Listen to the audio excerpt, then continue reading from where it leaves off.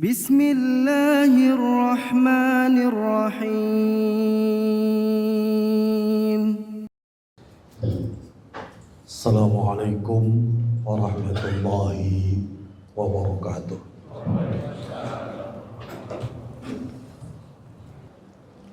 Innal hamdalillah nahmaduhu wa nasta'inuhu wa nastaghfiruh wa na'udzu billahi min shururi anfusina wa min sayyiati a'malina.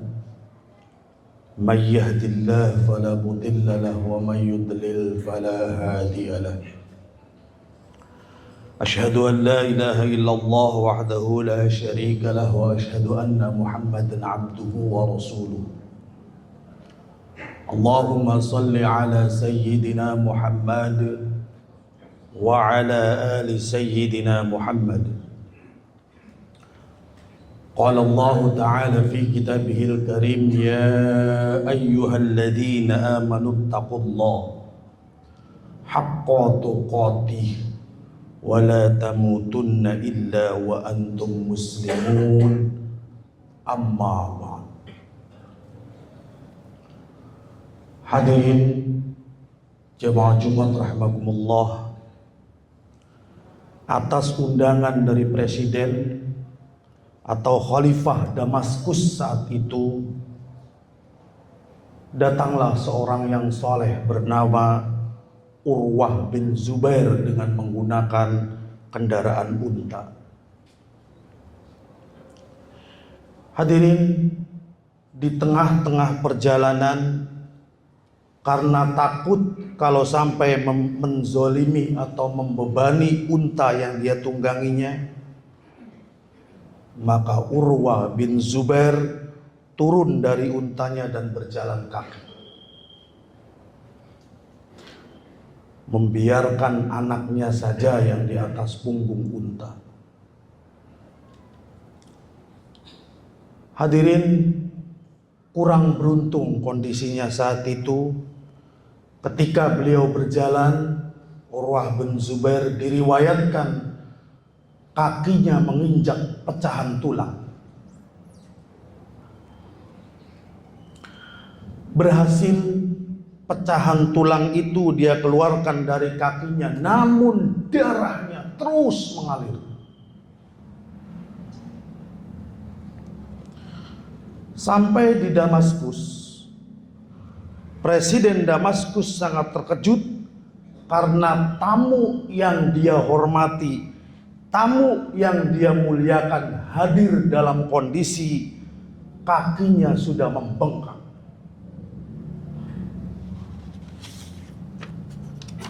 Hadirin, oleh Presiden Damaskus dihadirkannya 4 orang tabib, dokter ahli. Hadirin, singkat cerita, kesimpulan para dokter, karena tetanus, Urwah bin Zubair harus segera diamputasi kakinya. Hadirin, betapa berat hati presiden saat itu menyampaikan kenyataan ini, menyampaikan keputusan dokter kepada tamu yang sangat dia muliakan. Tapi alangkah lebih terkejut hadirin presiden ketika disampaikan kabar itu justru dengan tenang. Urwah bin Zubair mengatakan, kalau memang itu sudah keputusan tabib, silakan laksanakan. Maka hadirin, disodorkanlah kepada Urwah bin Zubair secangkir minuman. Begitu beliau akan meminum minuman itu, terciumlah aroma yang asing bagi beliau. Beliau pun bertanya, minuman apa? Jawab para dokter, ini khamr, arak. Lalu kata Urwah bin Zubair, Apa hubungan saya dengan barang haram ini? Dokter menjelaskan, kami akan mengamputasi kaki Anda,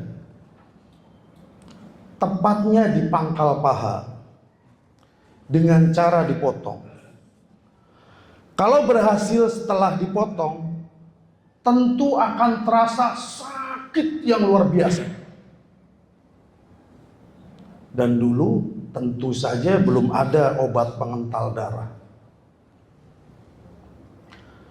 Maka untuk menghentikan pendarahan itu, kata para tabib, para dokter, kami sudah siapkan kuali besar dengan minyak goreng yang sudah mendidih.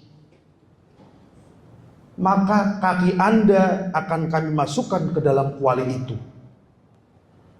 Kata dokter, kami tidak bisa membayangkan siapa yang bisa tahan dengan semua ini. Itulah sebabnya kami sodorkan khamr atau arak. Mudah-mudahan dengan Anda mabuk, rasa sakit itu sedikit berkurang. Itu jelas para dokter.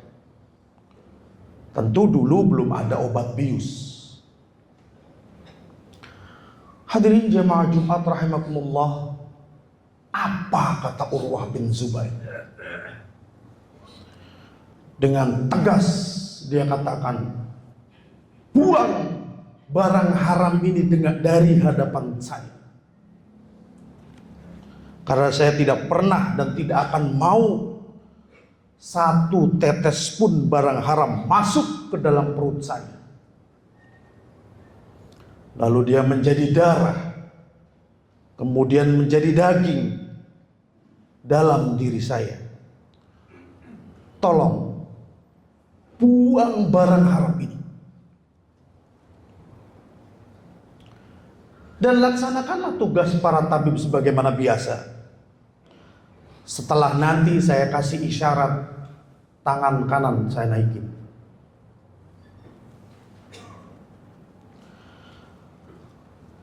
Terlihatlah hadirin Urwah bin Zubair asik membaca zikir la ilaha illallah subhanallah dan lain sebagainya. Jadi hadirin, bukan dengan mabuk hadirin solusi dari semua perkara yang dihadapi oleh Urwah bin Zubair, bukan dengan itu, tapi justru dengan menjalin hubungan dengan Allah Subhanahu wa ta'ala. Setelah beberapa lama Urwah bin Zubair zikir, lalu Urwah bin Zubair mengangkatkan tangannya, tanda dia sudah siap menjalani operasi. Dilaksanakanlah sebagaimana mestinya. Setelah berhasil, kemudian dimasukkan ke dalam kuali berisi minyak goreng yang sudah mendidih. Konon diriwayatkan beliau sempat pingsan. Sadar dari pingsannya, beliau mengatakan kepada presiden, wahai presiden, bolehkah saya melihat kaki yang sudah diamputasi, sudah dikafani? Izinkan saya untuk menyentuh dan memegangnya barang sejenak. Diserahkanlah kaki yang sudah diamputasi oleh Urwah bin Zubair itu. Dibawalah ke hadapan Urwah, sambil berbaring dia pegang potongan kaki itu seraya berkata, ya Allah, alhamdulillah, puji syukur kehadiratmu ya Allah. Engkau telah mengkaruniakan kedua belah kaki untuk kami sebagai amanah. Sebagai amanah, saya telah menunaikan amanah itu ya Allah. Kini salah satu di antara yang kau ambil, berarti selesailah amanah kaki yang satu ini. Demi Allah, kata Urwah bin Zubair, tidak pernah sekalipun saya langkahkan kaki ini ke jalan maksiat kepada Allah. Tidak pernah sekalipun.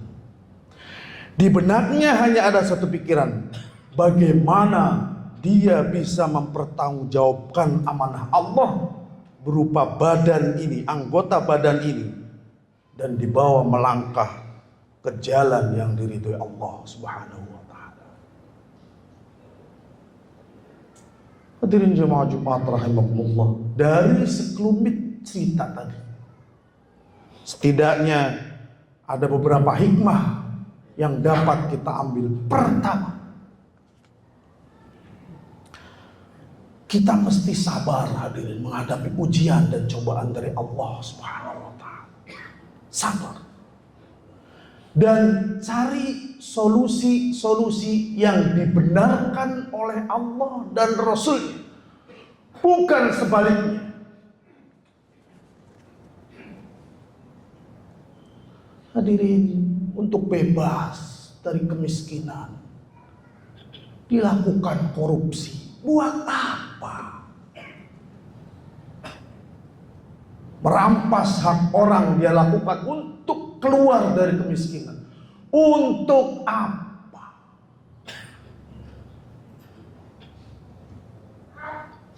Perut cuma segini-gininya, makan paling sepiring sudah kenyang. Apakah kalau sudah jadi pejabat makan sekarung sekaligus? Kan tidak, hadirin. Yang kedua, hadirin, setiap perbuatan yang kita lakukan, apapun itu,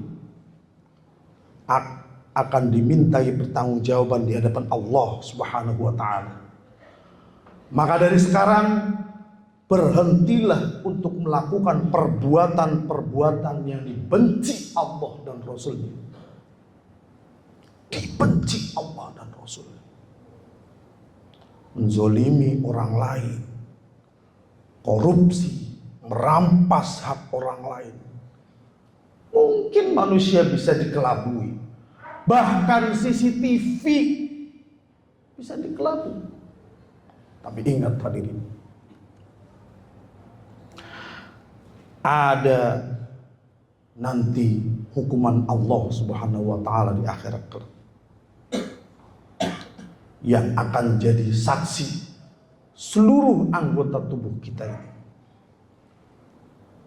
di mana mulut semua dikunci rapat.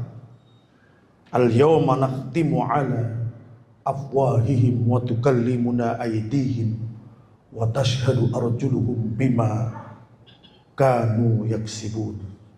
Surat Yasin ayat 65. Hadirin, tunaikan amanah dari Allah sebaik-baiknya, berupa jabatan, anggota badan, tangan, kaki, anak, istri, dan seterusnya.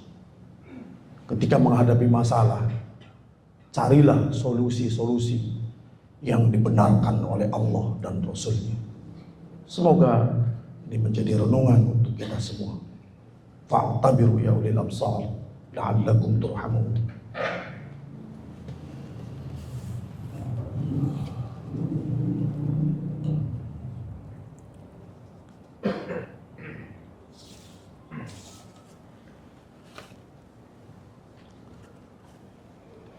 Innal hamdalillah, alhamdulillah hamdan kama amar. Ashhadu an la ilaha illallah wahdahu la syarika lah, wa ashhadu anna Muhammadan abduhu wa rasuluh, sayyidul khalaiqi wal bashar. Allahumma salli wa sallim ala sayyidina Muhammad wa ala alihi wa sahbihi man tasalat ainum binadhar wa udhunum bi khabar. Amma ba'd. فيا أيها الحاضرون اتقوا الله تعالى وذروا الفواحش ما ظهر منها وما بطن. وقال تعالى ولم يزل قائلا عليما إن الله وملائكته يصلون على النبي يا أيها الذين آمنوا صلوا عليه وسلموا تسليما. اللهم اغفر للمسلمين والمسلمات والمؤمنين والمؤمنات الأحياء منهم والأموات برحمتك يا أرحم الراحمين. اللهم أعز الإسلام والمسلمين، اللهم انصر من نصر الدين واخذل من خذل المسلمين. اللهم ادفع عنا الغلاء والوباء والربا والزنا والزلازل والمحن وسوء الفتن ما ظهر منها وما بطن عن بلدنا هذا خاصة وعن سائر بلاد المسلمين العامة يا رب العالمين. عباد الله، إن الله يأمر بالعدل والإحسان وإيتاء ذي القربى وينهى عن الفحشاء والمنكر والبغي يعظكم لعلكم تذكرون. فاذكروا الله العظيم يذكركم واشكروه على نعمه يزدكم واسألوه من فضله يعطيكم ولذكر الله أكبر. أقم الصلاة. فبأي آلاء ربكما تكذبان